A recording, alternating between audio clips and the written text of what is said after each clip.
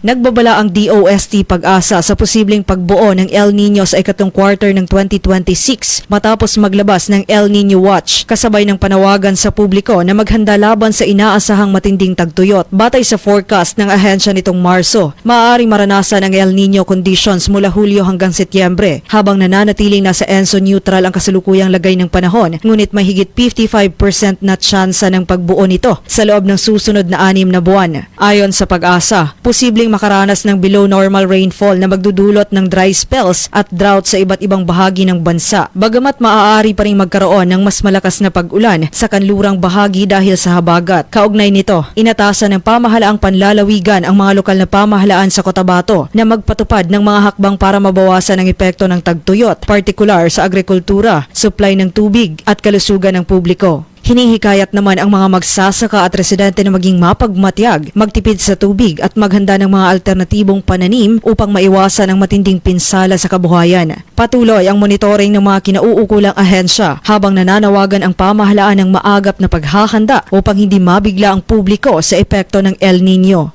Joanne Oranio, NDBC Bida Balita.